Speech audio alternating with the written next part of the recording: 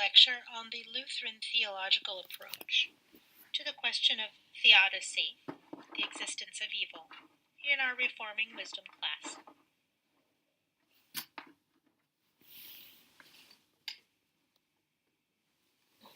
Luther's apocalyptic perspective was that the world and all Christians were under constant attack by the devil.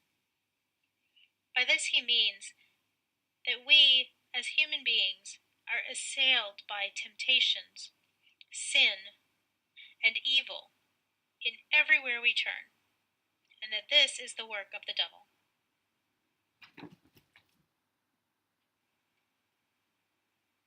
John Maxfield goes on to quote Luther, saying that the devil was not as powerful as he would like to be, because had he the full power to rage as he pleased, you would not live for 1 hour or retain safe and intact a single sheep.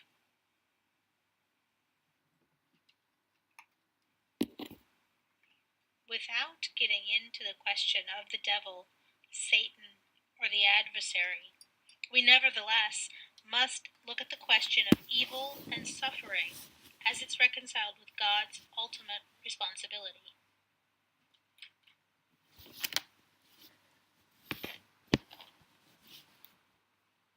If we subscribe to one point of view, in line with Augustine and Irenaeus, fathers of theology, we are looking at evil as merely a lack of goodness.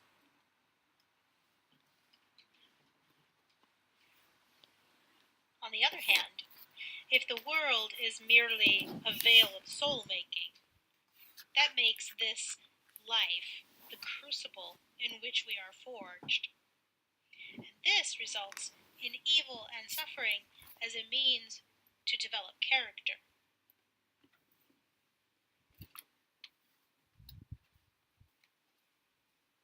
Either of these options are equally unfulfilling as far as explanations go.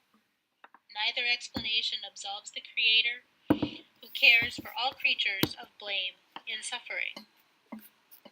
One must ask, does God need to be absolved?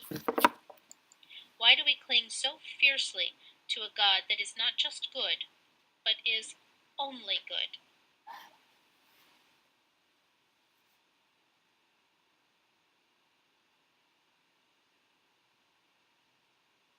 Regarding our focus scripture, Luther says the following: "This is why I read awful accounts of this kind, yet I read them reluctantly, because I am frightened by the greatness of God's wrath. Still, I see that this doctrine is useful, not only to frighten the proud, but also to keep the godly in fear of God, lest they sin and perish in accordance with the example of the ungodly. Furthermore, in these examples of the wrath of God, it is presented in such a way that at the same time the goodness of God, who mercifully preserves the faithful, still shines forth."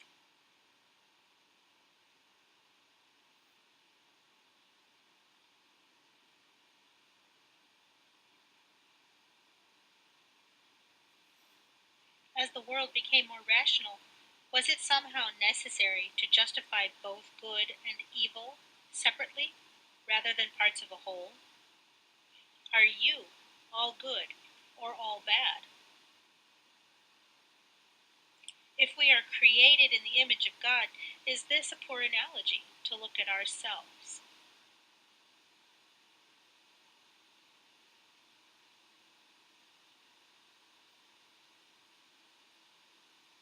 Luther says, "Accordingly, it is the highest wisdom properly to combine the mercy revealed in the preservation of Lot and the wrath revealed in the destruction of the people of Sodom." He continues, "Frightened and fearful hearts undoubtedly please God, for he promises that the bruised reed he will not break, and the dimly burning wick he will not quench."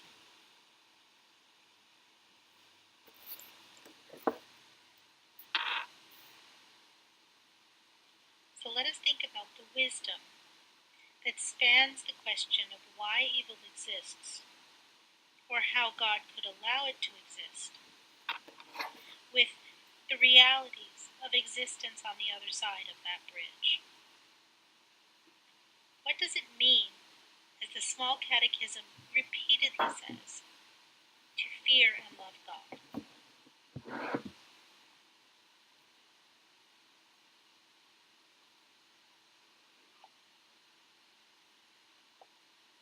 The questions in this section are huge.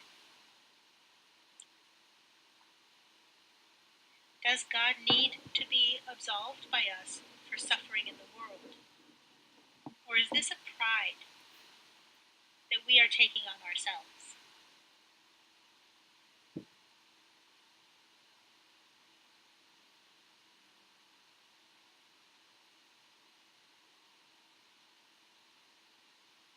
Are these questions that we seek to avoid struggling with or to minimize?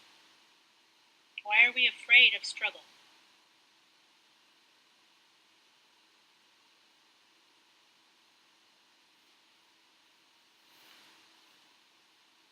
Is a God that is not just good, but is only good, an attempt to reduce God to a human-sized package rather than a divine one?